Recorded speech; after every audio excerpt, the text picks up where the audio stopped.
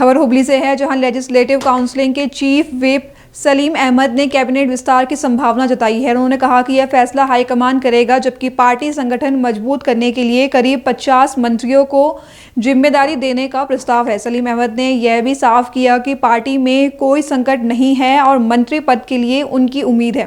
उन्होंने बताया कि पार्टी संगठन को मजबूत करने के लिए करीब 50 मंत्रियों को जिम्मेदारी देने का प्रस्ताव है और यह पद नए लोगों को दिए जाने चाहिए। ಈಗಾಗಲೇ ಡೆಪ್ಟಿ ಚೀಫ್ ಮಿನಿಸ್ಟರ್ ಬಗ್ಗೆ ಕೂಡ ಹೇಳಿಕೆ ಕೊಟ್ಟಿದ್ದಾರೆ. ಎಲ್ಲೋ ಒಂದು ಕಡೆ ಅದನ್ನು ಸರಿ ಮಾಡಬೇಕಂತ ಒತ್ತಾಯ ಕೂಡ ನಾವು ಮಾಡ್ತೀವಿ. ಸ್ಥಳೀಯ ಸಂಸ್ಥೆಗಳ ಚುನಾವಣೆ ಯಾವಾಗ ಸರ್? ಬಹುಶಃ ಏಪ್ರಿಲ್ ಮೇಯಲ್ಲಿ ಸ್ಥಳೀಯ ಸಂಸ್ಥೆಗಳ ಚುನಾವಣೆ ಆಗೋ ಸಾಧ್ಯತೆ ಇದೆ. ಈಗಾಗಲೇ ಚಾಲನೆ ಶುರುವಾಗಿದೆ. ಮಂತ್ರಿಗಳು ಕೂಡ ಈಗಾಗಲೇ ಎಲ್ಲ ಮಾರ್ಗದರ್ಶನ ಕೊಟ್ಟಿದ್ದಾರೆ. ನಾವು ಕೂಡ ಚುನಾವಣೆಗೆ ತಯಾರಾಗಿದ್ದೀವಿ. ನಮ್ಮ ಬ್ಲಾಕು, ನಮ್ಮ ಕಮಿಟಿಗಳು, ನಮ್ಮ ಬೂತ್ ಕಮಿಟಿಗಳು, ನಮ್ಮ ಪಂಚಾಯತ್ ಕಮಿಟಿಗಳು ಎಲ್ಲ ನಾವು ಸಕ್ರಿಯವಾಗಿ ನಮ್ಮ ಸರ್ಕಾರ ಸಾಧನೆ ಹಾಗೂ ಭಾರತೀಯ ಜನತಾ ಪಾರ್ಟಿಯ ವೈಫಲ್ಯಗಳನ್ನು ಹೇಳುವಂಥ ಕೆಲಸ ಈ ಚುನಾವಣೆ ಮಾಡ್ತೀವಿ. ನಮಗೆ ವಿಶ್ವಾಸ ಇದೆ. ತಾಲೂಕು ಪಂಚಾಯತ್, ಜಿಲ್ಲಾ ಪಂಚಾಯತಲ್ಲೂ ಗೆಲ್ತೀವಿ, ಕಾರ್ಪೊರೇಷನ್ಲೂ ಕೂಡ ನಾವು ಗೆಲ್ಲಂತ ಎಲ್ಲ ಸಾಧ್ಯತೆ. ಸರ್ಕಾರಕ್ಕೆ ಆಸಕ್ತಿ ಇದೆಯಾ ಸ್ಥಳೀಯ ಸಂಸ್ಥೆ ಚುನಾವಣೆ ಮಾಡಲಿಕ್ಕೆ? ನಾವು ಈ ರಾಜ್ಯಕ್ಕೆ 3-4-5 ವರ್ಷ ಜಿಲ್ಲಾ ಪಂಚಾಯತಿ, ತಾಲೂಕು ಪಂಚಾಯತಿ ಈ ಪ್ರಶ್ನೆ ನೀವು ಭಾರತೀಯ ಜನತಾ ಪಾರ್ಟಿ ಅಧಿಕಾರ ಇರುವಾಗ ಕೇಳಲಿಲ್ಲ. ಅಲ್ಲ ಕೇಳಿಲ್ಲ. ನಾನು ಹೇಳೋದು 4 ವರ್ಷ ಅಧಿಕಾರದಲ್ಲಿದ್ದರು ಅವರು. ಅದು ಮಾಡೋಕ್ಕೆ ಆಸಕ್ತಿ ತೋರಿಸಲಿಲ್ಲ. ಆದರೆ ನಾವು ಯಾವತ್ತೂ ಕೂಡ ಮುಂದೆ ಹಾಕೋಕ್ಕೆ ಮಾಡ್ತಾ ಇಲ್ಲ. ನಾವು ಸಾಕಷ್ಟು ಅದು ಕೋರ್ಟಲ್ಲಿತ್ತು ಅಂತ ಸಮಸ್ಯೆಗಳು ನಮಗೂ ಆಯಿತು. ಅದು ಆದರೆ ನಾವು ರಾಜ್ಯದ ಜನರಿಗೆ ಬದ್ಧವಾಗಿದ್ದೀವಿ. ಈ ಎಲೆಕ್ಷನ್ಸ್ ಮಾಡೋಂಥದ್ದು ನಮ್ಮ ಕರ್ತವ್ಯ ಕೂಡ, ನಮ್ಮ ಧರ್ಮ ಕೂಡ. ಆ ಕೆಲಸ ನಾವು ಮಾಡ್ತಾಯಿದ್ದೀವಿ, ತಯಾರಿ ಮಾಡ್ತಾಯಿದ್ದೀವಿ. ಈಗಾಗಲೇ ಹೇಳಿಕೆಗಳು ಕೂಡ, ಮಂತ್ರಿಗಳು ಕೂಡ ಎಲ್ಲ ಡೈರೆಕ್ಷನ್ಸ್ ಕೂಡ ಅಧಿಕಾರಿಗಳು ಕೊಟ್ಟಿದ್ದಾರೆ.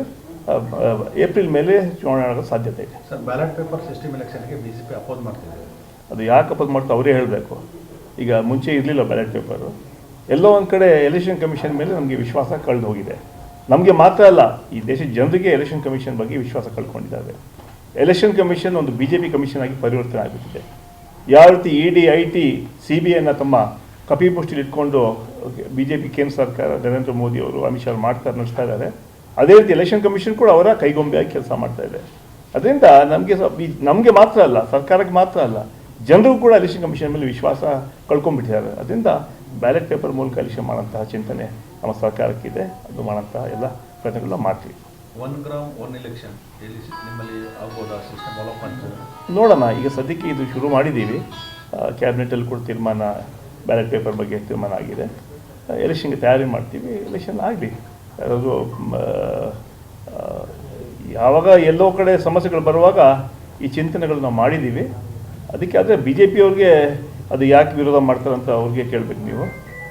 ಅದರಿಂದ ಮೊನ್ನೆ ಕೂಡ ನಡೆದ ಸೆಷನ್ನಲ್ಲಿ ಕೂಡ ಬಿಜೆಪಿ ನಿಮ್ಮವರು ಕೆಲವರು ವಿರೋಧ ಮಾಡ್ತಾರೆ, ನಾವು ಮುಂದೆ ಹೋಗಬೇಕಲ್ಲ ಹಿಂದೆ ಹೋಗಬಾರ್ದು ಅಂತೇಳಿ. ಮೊನ್ನೆ ಅಸೆಂಬ್ಲಿ ಸೆಷನಲ್ಲಿ ಕೂಡ ಅಸೆಂಬ್ಲಿ ಕೌನ್ಸಿಲ್ ನಡೆಯುವಾಗ ಸಾಕಷ್ಟು ಚರ್ಚೆ ಮಾಡೋಕ್ಕೆ ತಯಾರಿಲ್ಲ BJPಯವರು. ಕೆಲವು ವಿಚಾರ ಕೊಟ್ಟು ಕೇವಲ ಧರಣ ಪ್ರೊಟೆಸ್ಟಲ್ಲೇ ಸಮಯ ಕಳೆದಿದ್ದಾರೆ. ಜನರಿಗೆ ಗಮನಿಸ್ತಾ ಇದ್ದಾರೆ. ಸೆಷನಲ್ಲಿ ಜನರ ಸಮಸ್ಯೆಗಳಿಗೆ ನಾವು ಸಮಾಧಾನ ಹುಡುಕಬೇಕು, ಚರ್ಚೆ ಮಾಡಿ ಅಂತ ಹೇಳಿದ್ರೆ ಇಡೀ ದಿವಸ ವಿಧಾನಸಭೆ ಮತ್ತು ವಿಧಾನ ಪರಿಷತ್ನಲ್ಲಿ ಧರಣ ಗದ್ದಲ ಮಾಡಿಕೊಂಡು ಸಮಯವನ್ನು ಕೂಡ ಹಾಳು ಮಾಡಿದ್ದಾರೆ. ನಾವು ನಮ್ಮ ಮೂಲಕ ಈ ಬಜೆಟ್ ಸೆಷನಲ್ಲಾದರೂ ಸಮಯ ಕೊಡಬೇಕು, ಚರ್ಚೆ ಮಾಡಲಿ. ನಮ್ಮ ಏನಾದರೂ ಸಮಸ್ಯೆಗಳಿದೆ ಅದಕ್ಕೆ ಪರಿಹಾರ ತಾವು ಮಾರ್ಗದರ್ಶನ ಮಾಡಿ ಸರ್ಕಾರಕ್ಕೆ, ವಿರೋಧ ಪಕ್ಷ ನಾಯಕರಾಗಿ ಅದಕ್ಕೆ ತೊಗೊಳಕ್ಕೆ ನಾವು ಸಿದ್ಧರಾಗಿದ್ದೀವಿ. ಅದು ಬಿಟ್ಟು ಧರಣ ಮಾಡೋದು, ಪ್ರೊಟೆಸ್ಟ್ ಮಾಡೋದು, ವಾಕೌಟ್ ಮಾಡೋದು, ಇದರಿಂದ ರಾಜ್ಯ ಜನರು ಅದನ್ನು ಗಮನಿಸ್ತಾ ಇದ್ದಾರೆ. ದುಡ್ಡು ವ್ಯರ್ಥ ಆಗ್ತಾ ಇದೆ. ಅದರಿಂದ ಈಗಾಗಲೇ ನಿನ್ನೆ ಹೊರಟಿ ಸಾಹೇಬರು ಕೂಡ ಅದೇ ಹೇಳಿದ್ರು, ಇಲ್ಲಿ ಹೊರಟಿ ಚರ್ಚೆ ಆಗಬೇಕು. ಯಾಕಂದರೆ ಕೆಲವು ಟೈಮಲ್ಲಿ ಬೇರೆ ದಾರಿಗೆ ಹೋಗ್ಬಿಡುತ್ತೆ ಈ ಚರ್ಚೆಗಳು. ಅದರಿಂದ ಸಮಯ, ಪ್ರತಿಯೊಂದು ನಿಮಿಷ ಕೂಡ ಬಹಳ ಅಮೂಲ್ಯವಾದ ಸಮಯ. ಆ ಸಮಯವನ್ನು ನಾವೆಲ್ಲ ಸೇರಿ ಒಟ್ಟಾಗಿ, ನಾವು ಸರ್ಕಾರ ಮಾತ್ರ ಅಲ್ಲ, ವಿರೋಧ ಪಕ್ಷದವರು ಕೂಡ ಸಮಯವನ್ನು ನಾವು ಸರಿಯಾಗಿ ಬಳಸ್ಕೊಂಡು ರಾಜ್ಯ ಜನರಿಗೆ ಸಹಾಯ ಮಾಡೋಂಥ ಕೆಲಸ ಅವರು ಮಾಡಬೇಕು. ತಮ್ಮ ಮೂಲಕ ಅವ್ರಿಗೆ ಮನವಿ ಕೂಡ ನಾನು ಮಾಡ್ತಾಯಿದ್ದೀನಿ. Thank you sir. ಅಲ್ಲಲ್ಲ, ಯಾಕೆ ಕೇಳಿದೆ ಅಂತಂದ್ರೆ, ಒಬ್ಬ ಅಭಿಮಾನಿ ನಿಮ್ಮ ಕಟೌಟ್ ಹಾಕಿದ್ದಕ್ಕೆ ಒಬ್ಬ ಸಚಿವರು ನಿಮ್ಮ ಮೇಲೆ ಸಿಟ್ಟಾಗಿರೋದು ಅಭಿಮಾನಿ ಮೇಲೆ ನಿಮ್ಮ ಗಮನಕ್ಕೆ ಇರ್ತದೆ. ಇಲ್ಲ ಗೊತ್ತಿಲ್ಲ ಅಂತಲ್ಲ, ನಿಮ್ಮ ಕಟೌಟ್ ಯಾಕೆ ಹಾಕ್ಯಾರ ಅಂತೇಳಿ ಅವ್ರು ಸಿಟ್ಟಾದ್ರಂತ. ಇಲ್ಲ, ನನಗೇನು ಮಾಹಿತಿ ಇಲ್ಲ. ನಾನು ಈ ಕಟೌಟು ಪೋಸ್ಟ್ ಬಗ್ಗೆ ನಾನು ತಲೆ ಕೆಡಿಸೋದಿಲ್ಲ. ನಾನು ಜನರು ಹೃದಯದಲ್ಲಿ ಉಳ್ಕೋಬೇಕು, ನಾವು ಅದು ಇಂಪಾರ್ಟೆಂಟ್. ಇದರಿಂದ ಈ ಭಾಗಕ್ಕೆ ಕೊಡಬೇಕಂದ್ರೆ ಸಾಕಷ್ಟು ಜನಾಭಿಪ್ರಾಯ, ಕಾರ್ಯಕರ್ತರು, ಅಲ್ಪಸಂಖ್ಯಾತರು ಮಾತ್ರ ಅಲ್ಲ, ಬಹುಸಂಖ್ಯಾತರು ಕೂಡ ನನ್ನನ್ನು ಮಂತ್ರಿಯಾಗಿ ನೋಡಬೇಕಂತ ಆಸೆ ಪಡ್ತಾ ಇದ್ದಾರೆ.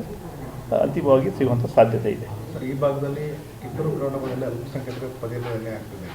ನೀವು ಅಭಿಮಾನಿಗಳ ಒತ್ತಾಯ ಮೇರೆಗೆ ಮನೆ ಮಾಡಿದ್ರಿ, ಇನ್ನಾದರೂ ನೆಲೆ ಕಂಡುಕೊಳ್ಬೇಕಾದ ವಿಚಾರ.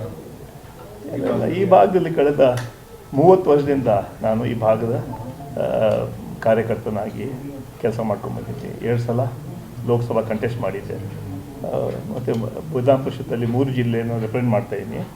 ಈ ಭಾಗ ಜನರ ಭಾಳಷ್ಟು ನನ್ನ ಮೇಲೆ ವಿಶ್ವಾಸ ಇದೆ, ಪ್ರೀತಿ ಇದೆ. ಕೇವಲ ಅಲ್ಪಸಂಖ್ಯಾತರು ಮಾತ್ರ ಅಲ್ಲ, ಬಹುಸಂಖ್ಯಾತರು ಕೂಡ ನನ್ನನ್ನು ಹೆಚ್ಚು ಓಟನ್ನು ಹಾಕಿ ಗೆಲ್ಲಿಸ್ಕೊಟ್ಟಿದ್ದಾರೆ. ಈ ರಾಜ್ಯದಲ್ಲಿ ಅತ್ಯಂತ ಹೆಚ್ಚು ಓಟ್ ಹಾಕಿಬಿಟ್ಟು ನನಗೆ ಲೋಕಲ್ ಬಾಡಿ ಸಲ್ಲಿಸಿದಂಥ ಈ 3 ಜಿಲ್ಲೆಯವರಿಗೆ ನಾನು ಕೃತಜ್ಞರಾಗಿ ಇದ್ದೇನೆ. ಈ ಭಾಗದಲ್ಲಿ ಮಾಡಬೇಕು, ಕೆಲವು ಹೆಜ್ಜೆ ಗುರುತು ಬಿಟ್ಟು ಹೋಗ್ಬೇಕಂತ ಭಾವನೆ ಇದೆ. ಈ ಭಾಗಕ್ಕೆ ಕೆಲಸ ಮಾಡಬೇಕಂತ ಇದೆ. ಅಧಿಕಾರ ಸಾಕಷ್ಟು ಬರ್ತಾ ಹೋಗುತ್ತೆ, ಆದರೆ ಕೆಲವು ಕಾರ್ಯ ಕೆಲಸಗಳು ಮಾಡಬೇಕು, ಕೆಲವು ಹೆಜ್ಜೆ ಗುರುತುಗಳು ಬಿಟ್ಟು ಹೋಗುವಂಥ ಹಿನ್ನೆಲೆಯಲ್ಲಿ ಯಾವ ರೀತಿಯಲ್ಲಿ ಹಲವಾರು ಹಿರಿಯರು ಕೆಲಸ ಮಾಡಿದ್ದಾರೆ. ಅವರ ಮಾರ್ಗದರ್ಶನದಲ್ಲಿ ಈ ಭಾಗದ ಅಭಿವೃದ್ಧಿಗೆ ಕೆಲಸ ಮಾಡಬೇಕಂತ ಮನಸ್ಸಿದೆ. ಅವಕಾಶ ಸಿಗುತ್ತೆ ವಿಶ್ವಾಸ ಇದೆ. ನಿಮ್ಮ ಸಮುದಾಯದ ಕೆಲ ಸಚಿವರು, ನಿಮ್ಮ ಸಮುದಾಯದವರೇ ನಿಮ್ಮನ್ನ ಈ ಮಂತ್ರಿ ಸ್ಥಾನ ಸಿಗಲಂಗೆ ನೋಡ್ಕೊಳ್ತಾ ಇದ್ದಾರೆ ಅಂತ ಒಂದು ಮಾತಿದೆ. ಆ ಮಾಹಿತಿ ನನಗೆ ಅಂತ ಏನಿಲ್ಲ. ಮುಂದಿನ ಸಾರ್ವತ್ರಿಕ ಚುನಾವಣೆ ಯಾವ್ದಾದ್ರು ಕ್ಷೇತ್ರ ಆಯ್ಕೆ ಮಾಡೋ ಸಾಧ್ಯತೆ ಇದೆ? ಸದ್ಯಕ್ಕೆ ನಾನು MLC ಆಗಿದ್ದೇನೆ. ಮುಂದೆ ಕೂಡ MLCಗೆ ಕಂಟೆಸ್ಟ್ ಮಾಡ್ತೀನಿ.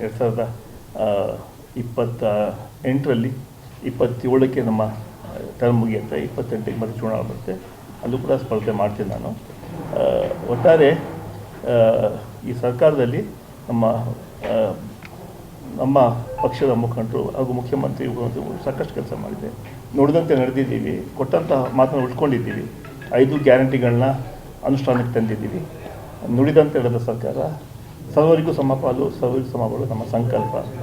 ರಾಜ್ಯದಲ್ಲಿ ಶಾಂತಿ ನೆಮ್ಮದಿ ಇದೆ, ಅಭಿವೃದ್ಧಿ ಆಗ್ತಾ ಇದೆ.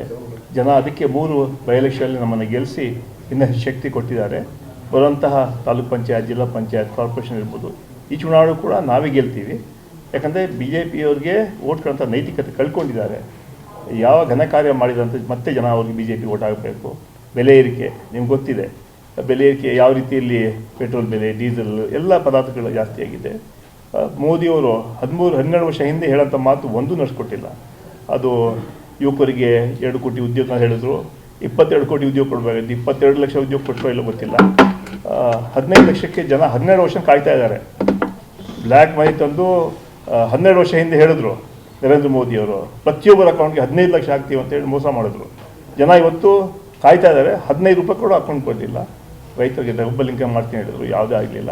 ಈ ವಿಚಾರಗಳನ್ನು ಕೂಡ ನಮ್ಮ ಮುಂದಿನ ದಿನಗಳಲ್ಲಿ ನಾವು ಈ ಚುನಾವಣೆಯಲ್ಲಿ, ತಾಲೂಕ್ ಪಂಚಾಯತ್, ಜಿಲ್ಲಾ ಪಂಚಾಯತ್ ಚುನಾವಣೆಯಲ್ಲಿ, ಕಾರ್ಪೊರೇಟ್ ಚುನಾವಣೆಯಲ್ಲಿ ಜನರಿಗೆ ಹೇಳೋಂಥ ಕೆಲಸ ಮಾಡ್ತೀವಿ. ಅವ್ರಿಗೆ ನಮಗೆ ಟೀಕೆ ಮಾಡೋಂಥ ಯಾವುದೇ ನೈತಿಕತೆ ಇಲ್ಲ. ಇವತ್ತು ಕೇಂದ್ರ ಸರ್ಕಾರದಲ್ಲಿ 5 ಪವರ್ಫುಲ್ ಮಿನಿಸ್ಟರ್ ಇದ್ದಾರೆ. ಈ ಭಾಗದಲ್ಲಿ ಪ್ರಹ್ಲಾದ್ ಜೋಶಿ ಕೂಡ ಇದ್ದಾರೆ, ಅದೇ ನಿರ್ಮಲಾ ಸೀತಾರಾಮನ್ ಕೂಡ ಇದ್ದಾರೆ. ರಾಜ್ಯಕ್ಕೆ ಅನ್ಯಾಯ ಆಗ್ತಾ ಇದೆ, ಆದರೂ ಕೂಡ ಬಾಯಿ ಬಿಸ್ತಾ ಇಲ್ಲ. ಇವತ್ತು ನಾನು ಹೇಳ್ತೀನಿ, ಜೋಶಿಯವರು ಭಾಷಣ ಮಾಡಿದ್ರು, ಇದೇ ನಾವು ಪ್ರೊಟೆಸ್ಟ್ ಮಾಡ್ತಾ ಇದ್ವಿ ಹುಬ್ಳಿಯಲ್ಲಿ. ಅವಾಗ ಹೇಳಿದ್ರು, ಈ ಕಾಂಗ್ರೆಸ್ನವ್ರಿಗೆ ಬುದ್ಧಿ ಇಲ್ಲ, 2 ತಿಂಗಳು ಕಾಯಿಲಿ ವಿಜಯೋತ್ಸವ ಮಾಡಿ ಮಾದಾಯಿ ಕಾರ್ಯಕ್ರಮವನ್ನು ಅನುಷ್ಠಾನ ತರ್ತಿ ಹೇಳಂತ ಮಾತು ಹೇಳಿದ್ರು. ಅದು ಹೇಳಿ 2 ವರ್ಷ ಆಗಿದೆ, ಇವತ್ತು ಆಗಿಲ್ಲ. ಇವತ್ತು ನಮ್ಮ ಕೇಂದ್ರ ಮಂತ್ರಿಗಳು ಒತ್ತಾಯ ಹಾಕಿ 2 ಮಾದಾಯಿ ಇರ್ಬೋದು, ಮೇಕೆದಾಟು ಇರ್ಬೋದು, ಇನ್ನು ಹಲವಾರು ಕಾರ್ಯಕ್ರಮಕ್ಕೆ ಶಕ್ತಿ ಕೊಡುವಂಥ ಕೆಲಸ ಕೇಂದ್ರ ಸರ್ಕಾರ ರಾಜ್ಯಕ್ಕೆ ಮಾಡಬೇಕು. ಅವರು ನಮ್ಮ ರಾಜ್ಯದ ಪ್ರತಿನಿಧಿಯಾಗಿ ಏನು ಕೆಲಸ ಮಾಡಬೇಕು ಅದು ಮಾಡಬೇಕು. ಆದರೆ ಅವ್ರು ಮಾಡ್ತಾ ಇಲ್ಲ ಅಂತ ಹೇಳೋ ಆಪಾದವನ್ನು ನಾನು ಮಾಡ್ತೀನಿ. ಮೆಟ್ರೋ ದರ ಹೆಚ್ಚಿಗೆ ಏನು ಕಾಂಗ್ರೆಸ್ನಲ್ಲಿ ಮತ್ತೆ ಬಿಕ್ಕಟ್ಟು ಆರಂಭ ಆಗಿರುವಂಥದ್ದು. ಯತೀಂದ್ರ ಅವರು ಒಂದು ಕಡೆ ಹೇಳ್ತಾರೆ, ಎಲ್ಲ ಅವರೇ ಹೈಕಮಾಂಡ್ ಅಂತ DK ಶಿವಕುಮಾರ್ ಅವರು ಹೇಳ್ತಾ ಇದ್ದಾರೆ. ಏನು ಅಧಿವೇಶನ ಮುಗಿದ ತಕ್ಷಣ ಚಲೋ ಆಯ್ತಲ್ಲ? ನಮ್ಮಲ್ಲಿ ಯಾವುದೇ ಬಿಕ್ಕಟ್ಟಿಲ್ಲ. ಕೆಲವು ಶಾಸಕರು ವೈಯಕ್ತಿಕ ಹೇಳಿಕೆಗಳನ್ನು ಕೊಟ್ಟಿದ್ದಾರೆ. ಈಗಾಗಲೇ ಹೇಳ್ದಂಗೆ ಮುಖ್ಯಮಂತ್ರಿಗಳು ಸಿದ್ದರಾಮಯ್ಯರು, ಡೆಪ್ಯೂಟಿ ಚೀಫ್ ಮಿನಿಸ್ಟರ್ ಶಿವಕುಮಾರ್ ಇಬ್ಬರು ಕೂಡ ಹೇಳಿದ್ದಾರೆ, ಅಂತಿಮ ತೀರ್ಮಾನ ವರಿಷ್ಠರದ್ದು. ಆ ಹಿನ್ನೆಲೆಯಲ್ಲಿ ಯಾರೂ ಕೂಡ ಹೇಳಿಕೆಗಳು ಕೊಡಬಾರ್ದಂಥ ಮಾತನ್ನು ಕೂಡ ಹೇಳಿದ್ದಾರೆ. ಅದು ಕೆಲವು ಭಾವನೆಗಳಿಂದ ಕೆಲವು ವಿಚಾರಗಳನ್ನು ಕೆಲವು ಶಾಸಕರು ಹೇಳಿಕೆ ಕೊಟ್ಟಿದ್ದಾರೆ. ಈಗ ನಮ್ಮ ಮುಂದಿನ ಈಗಾಗಲೇ ಸದನ ಮುಗಿದಿದೆ, ಬಜೆಟ್ ಸೆಷನ್ಗೆ ತಯಾರಿ ಆಗ್ತಾಯಿದೆ. ಬಹುಶಃ 6ನೇ ತಾರೀಕು ಬಜೆಟ್ ಪ್ಲಾನ್ ಮಾಡೋಂತಹ ಚರ್ಚೆಗಳು ನಡೀತಾ ಇದೆ. ನಮ್ಮ ಮುಂದೆ ಇರೋದು ಬಜೆಟ್ ಸದನ ಬಗ್ಗೆ ಈಗಾಗಲೇ ಮುಖ್ಯಮಂತ್ರಿಗಳು ತಯಾರಿ ನಡೆಸ್ತಾ ಇದ್ದಾರೆ. ಆ ಹಿನ್ನೆಲೆಯಲ್ಲಿ ಇದೆಲ್ಲ ವಿಚಾರಗಳು ಪಕ್ಷದ ವರಿಷ್ಠ ತೀರ್ಮಾನ ತಗೊಳ್ತಾರೆ. ಅಲ್ಲಿವರೆಗೂ ಯಾವುದೇ ಒಂದು ಚರ್ಚೆ ಇರೋದಿಲ್ಲ. ಬಜೆಟ್ ಮುಗಿದ ಮೇಲೆ ಏನಾದರೂ ಆಗ್ತದೆ? ಬಜೆಟ್ ಮುಗಿದ ಮೇಲೆ ಬಹುಶಃ ಕ್ಯಾಬಿನೆಟ್ ಎಕ್ಸ್ಪೆನ್ಷನ್ ಆಗ್ಬೋದು. ಮುಖ್ಯಮಂತ್ರಿ ಬದಲಾವಣೆ ಸರ್, ಕ್ಯಾಬಿನೆಟ್ ಎಕ್ಸ್ಪೆನ್ಷನ್ ಆಗ್ಬೋದು. ಅದು ಕೂಡ ಪಕ್ಷದ ವರಿಷ್ಠರು ತೀರ್ಮಾನ ಮಾಡ್ತಾರೆ. ಈಗಾಗಲೇ ನಾವು ಕೂಡ ಲಾಸ್ಟ್ ಟೈಮೇ ವರಿಷ್ಠರಿಗೆ ಹೇಳಿದ್ವಿ, 50% ಮಂತ್ರಿಗಳನ್ನ ಒಳ್ಳೆ ಕೆಲಸ ಮಾಡಿದ್ದಾರೆ, ಸರ್ಕಾರದಲ್ಲಿ ಒಳ್ಳೆ ಕೆಲಸ ಮಾಡಿ ಅಂಥವ್ರಿಗೆ ಪಕ್ಷ ಸಂಘಟನೆಗೆ ಹಾಕಬೇಕು. 2028ರಲ್ಲಿ ಬರುವಂತಹ ಅಸೆಂಬ್ಲಿ ಚುನಾವಣೆಗೆ ಅವ್ರು ಬೇಕಾಗಿದ್ದಾರೆ. ಸೊ ಹೊಸಬರಿಗೆ 50% ಹೊಸಬರಿಗೆ ಅವಕಾಶ ಮಾಡಿಕೊಡಬೇಕಂತ ವಿಚಾರಗಳನ್ನು ಕೂಡ ಹೈಕಮಾಂಡ್ಗೆ ಮತ್ತು ಮುಖ್ಯಮಂತ್ರಿಗಳಿಗೆ ಉಪಮುಖ್ಯಮಂತ್ರಿಗಳು ಕೂಡ ಹೇಳಿದ್ದೀವಿ. ಚರ್ಚೆ ಹಂತದಲ್ಲಿದೆ. ಅಂತಿಮವಾಗಿ ತೀರ್ಮಾನ ಹೈಕಮಾಂಡ್. ಮುಖ್ಯಮಂತ್ರಿ ಬದಲಾವಣೆ ಸರ್, ಬಜೆಟ್ ನಂತರ ಕ್ಯಾಬಿನೆಟ್ ಎಕ್ಸ್ಪಾನ್ಷನ್ ಬಜೆಟ್ ನಂತರ ಆಗ್ಬೋದು ಅಂತ ಮತ್ತೆ 3ನೇ ಬಾರಿಗೆ ಹೇಳ್ತಾ ಇದ್ದೀವಿ. ಇಲ್ಲ ಯಾಕೆ ಸರ್, ಇಲ್ಲಿ ಯಾಕೆ ಲೇಟ್ ಯಾಕೆ ಆಗ್ತದೆ ಅಂತ? ಈಗ ಎಷ್ಟೋ ಜನ ಆ್ಯಕ್ಟಿವ್ ಆಗಿ ಓಡಾಡ್ತಿದಾರಪ್ಪ, ಅಂಥವ್ರಿಗೆ ಅವಕಾಶ ಕೊಡ್ಬೇಕಲ್ಲ. ನೀವು ಡಿಸೆಂಬರ್ ಅಂದರು, ಜನವರಿ ಅಂತಂದರು, ಇದೆಲ್ಲೋ ಒಂದರ ಕಡೆಯಿಂದ ಅವರ ಮನೋಸ್ಥೈರ್ಯ ಕುಗ್ಗಿಸೋ ಪ್ರಯತ್ನ ಆಗಲ್ಲ. ಅಲ್ಲ, ನಮ್ಮಲ್ಲಿ ಡೆಮಾಕ್ರಸಿ ಆದರೂ ಇದೆ, ಮಾತಾಡೋಂತಹ ಅವಕಾಶಗಳಿದೆ. ಎಲ್ಲಿದೆ ಆದರೆ ಭಾರತೀಯ ಜನತಾ ಪಾರ್ಟಿಯಲ್ಲಿ ಹಿಟ್ಲರ್ ವಾದ ಇದೆ. ನರೇಂದ್ರ ಮೋದಿ ಒಂದು ವಿಚಾರ ಹೇಳಿಬಿಟ್ರೆ ಎಲ್ಲರೂ ಕಣ್ಣು ಕಿವಿ ಎಲ್ಲ ಮುಚ್ಕೊಂಡ್ಬಿಡ್ತಾರೆ BJPಯವರು. ಆದರೆ ನಮ್ಮಲ್ಲಿ ಡೆಮಾಕ್ರಸಿ ಇದೆ, ನಮ್ಮಲ್ಲಿ ಹಿಟ್ಲರ್ ವಾದ ಇಲ್ಲ. ಕೆಲವು ಭಾವನೆಗಳನ್ನು ವ್ಯಕ್ತಪಡಿಸ್ತಾರೆ, ಅದು ವೈಯಕ್ತಿಕ ಭಾವನೆಗಳು. ಆದರೂ ಕೂಡ ಪ್ರತಿಯೊಬ್ಬರು ಕೂಡ ಅವ್ರಿಗೆ ಗೊತ್ತಿದೆ. ಅದೇ ಅಂತಿಮವಾಗಿ ಎಲ್ಲರೂ ಅದೇ ಹೇಳೋದು, ಅಂತಿಮವಾಗಿ ವರಿಷ್ಠ ತೀರ್ಮಾನ ತಗೊಳ್ತಾರೆ. ಸೂಕ್ತ ಸಮಯದಲ್ಲಿ ಸೂಕ್ತ ನಿರ್ಧಾರ ತಗೊಳ್ತಾರೆ. ಈ ಯತೀಂದ್ರ ಅವರು ಮಾತಾಡೋದು ಏನು ಅನಿಸ್ತದೆ? ಈಗ ಒಂದು ಕಡೆ ಹೈಕಮಾಂಡ್ ಹೇಳ್ತೀವಿ CM ಬದಲಾವಣೆ, ಇದ್ರ ಬಗ್ಗೆ ಯಾರು ಮಾತಾಡೋದಂತ ಹೇಳಿದ್ರು ಕೂಡ ಯತೀಂದ್ರ ಅವರು ಬೇರೆನೇ ಹೇಳ್ತಿದ್ದಾರೆ.